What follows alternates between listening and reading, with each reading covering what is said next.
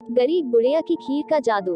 एक समय की बात है, एक गांव में एक गरीब बुढ़िया रहती थी। वह पूरी तरह से अकेले रहा करती थी। उसका कोई भी नहीं था, न बाल बच्चे न कोई रिश्तेदार। सुबह शाम लोगों के छोटे मोटे काम किया करती थी, जिसके बदले लोग उसको पैसे, अनाज या खाने पीने का सामान दे दिया करते थे, जिसको खा पीकर वह अपना जीवन बिताया करती थी। वह अपने जीवन में पूरी तरह से संतुष्ट थी। उसे भगवान से किसी प्रकार का कोई गिला भी नहीं था। दूसरों के सामान के कारण बुढ़िया का घर पूरी तरह से सामानों से भरा हुआ था। एक बार की बात है, वे अपने घर को खोलकर घर के सामान को धूप दिखा रही थी। समय वहां से दो चोर जा रहे थे। जब उन्होंने देखा कि बुढ़िया के घर में तरह तरह का सामान भरा हुआ है तो उन्हें बड़ा लालच आया और वे सोचने लगे कि इस घर में तो बुढ़िया अकेली रहती है, क्यों ना हम आकर इसके घर को ही साफ कर दें। माना कि सामान पुराना है, लेकिन कुछ तो पैसा मिलेगा और ये बुढ़िया अकेली हमारा कुछ बिगाड़ भी नहीं पाएगी।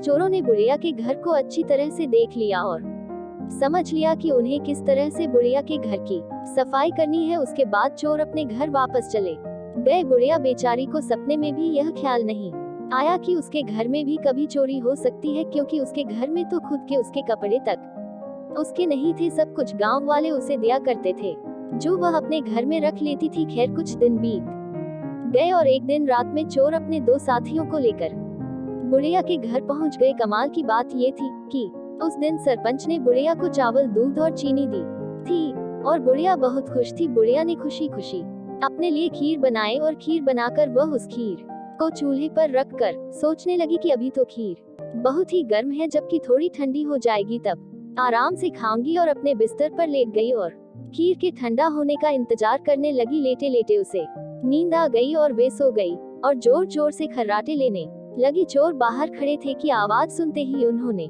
सोचा कि चलो अब रास्ता साफ हो गया और अब हम आराम से बुढ़िया का घर साफ कर सकते हैं। वह सब जल्दी जल्दी आकर बुढ़िया के घर में सामान तलाशने लगे, परंतु कमाल की बात ये थी कि उन्होंने जो देखा था वह बिल्कुल गलत था। बुढ़िया का घर तो सामान से भरा हुआ था, किंतु एक भी सामान साबुत नहीं था। हर सामान टूटा फूटा, पुराना और खराब था। ये चोर बड़े दुखी हुए और बुढ़िया को बहुत गालियां देने लगे। वह बोले, देखो कितनी दुष्ट बुढ़िया है, आराम से सो रही है और हम बेचारे इतनी मेहनत कर रहे हैं। तभी दूसरे चोर की नजर चूल्हे पर रखी खीर पड़ी। गरम गरम खीर को देखकर चोर ने कहा, चलो बुढ़िया के घर कुछ और नहीं मिला तो कम से कम खीर तो है, और वह उसको खाने लगे। जब वह खीर खाकर जाने लगे तो उन्होंने थोड़ी सी खीर बुढ़िया के लिए छोड़ दी, किंतु जब उन्होंने बुढ़िया की तरफ देखा तो उसका हाथ खुला हुआ था, जैसे वह कुछ मांग रही हो। साथ ही उसका मुंह भी खुला हुआ था, जिसे देखकर चोरों ने सोचा कि बेचारी बुढ़िया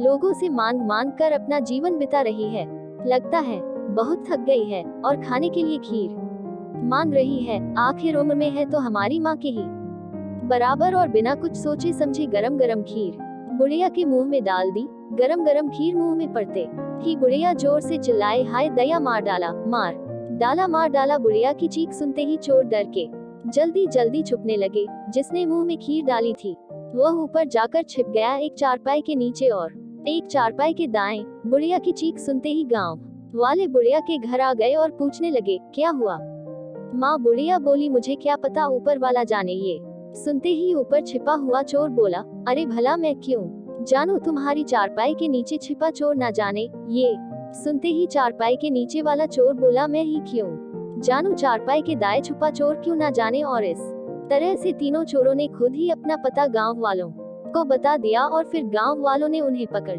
कर खूब पिटाई करी और वापस भेज दिया। उसके बाद से चोरों ने कान पकड़ लिया कि आज के बाद कभी वह चोरी कभी नहीं करेंगे। चोर चाहे जितनी भी कोशिश करे अपने आप को छुपाने की, लेकिन वह फिर भी पकड़ा जाता है। इसलिए हमें कभी चोरी नहीं करनी चाहिए और अपने बच्चों को यही सीख देनी चाहिए।